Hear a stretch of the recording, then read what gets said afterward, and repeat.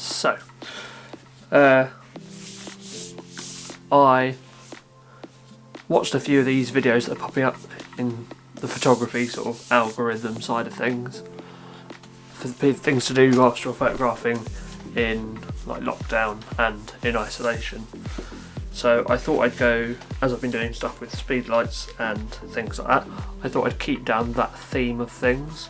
So I went and got myself on Amazon, because Amazon's doing really well in terms of delivery at the moment. You know, you order things from the post office and I'm not saying bad, but because of the way things are, they're a bit slower. Amazon seems to be doing quite quickly, but that's because they've got a wider range of suppliers.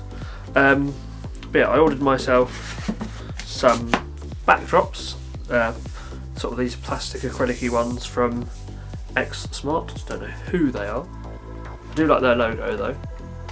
What I don't like about them is their packaging. So the tube end for my roll, as you can see, isn't on, and the way they've rolled the plastics in originally was there's three colours you get with this. You get a white, a green and a black, which is really good. You've got a choice of things, and the material for the roll is quite nice. It's a nice water resistant, or it's plastic, so it's water resistant. You don't have to worry about spilling stuff on it or putting stuff on it.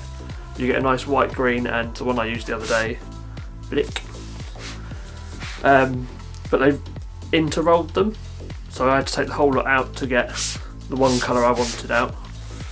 But otherwise, big fan of these sheets. I don't know if they do them in longer. These are about 1.5 meters by about 2 foot across. So it's not huge, but for doing little things like products and water droplets and things like that, they're really quite nice and useful. So I recommend those. I've used other ones, like you get this when I bought a proper backdrop set with like the frame and all of that, the material, I can't remember what it was, but it was very almost like tarpish, you know, like tarp that you used to put water on and slide down or put on the grass to stop things sticking, and it just wasn't as nice. This I quite like. And I got myself a little fish tank. So what I did, as you'll see in a minute, and I videoed a quick what I was doing in the video. I'll show you a sped up clip of me trying to explain it, and then realised I hadn't actually plugged the mic in, so the audio was very tinny and flattened. My audio is not amazing as it is, so I thought, let's just recap.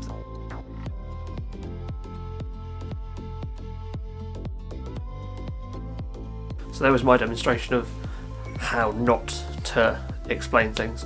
So what you do is you get your backdrop first.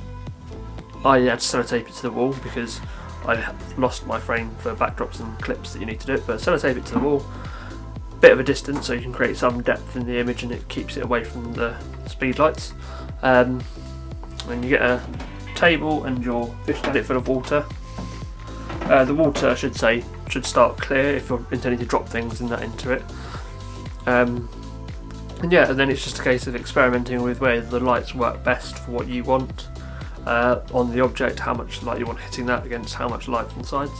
I suggest using video lights more than strobe lights, as it's probably easier to record photo wise as well, and be able to see how things look as it goes into the water, and focusing as well. That was difficult to do using strobe lights. I had to keep turning on the room lights and things. You can do it with lights on if you're using strobes, because you just put the camera down to a lower f-stop, allowing light to work a bit better. The lens I used for these macro shots were the Sigma 105 2.8 lens. Really nice, I really like this. It's a very good lens for macro work. You can get wider macro lenses, like I think Canon do an 85, you can get different ones anyway. 70 to 300 if you want a cheap macro, but that's a different set of systems for doing things which you can get with cheaper lenses. But if you're looking for a good macro portrait and fixed sort of long focal length, the 105 is quite good as an all-round lens for that sort of thing. It's not a zoom lens because there's no other focal length within it. So fill up the water and then you just start chucking things in. I had a GoPro, I had a drinks can, and I had some milk, some food dye and an apple.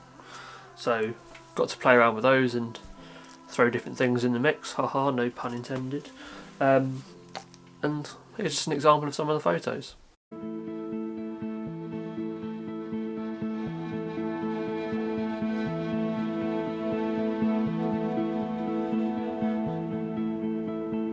So I'm going to show you the quick edit of the final composition. I saw 3 photos that I liked and tried to work out how to sit them together. I'm not the best editor in the world, but here's a quick composition. So you start with the background, and this puff of smoke, or not smoke, it's milk and food dye mixed in with the lights hitting it. Looks quite cool.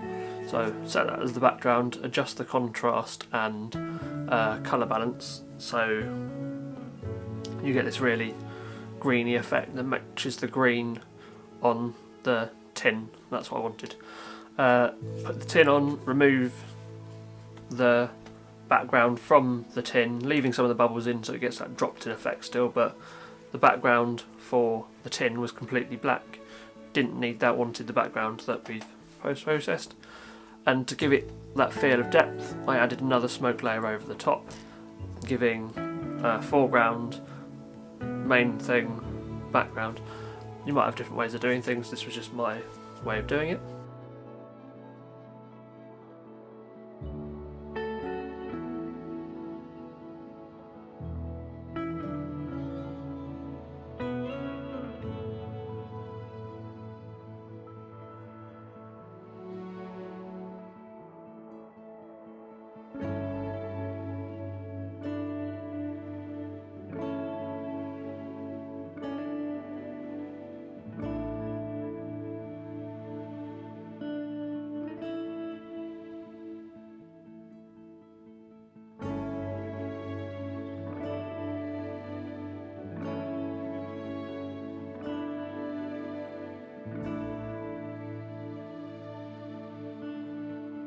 And that's my quick walkthrough, or discussion in this case, on dropping in water photographs with strobe lights.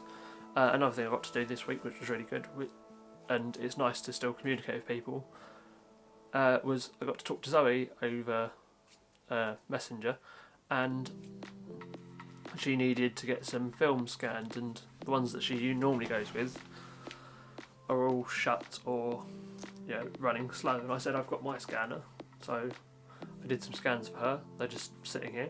Won't show you the photos because they're hers, not mine, and I don't think that's fair, but here's a quick clip of what I've been up to.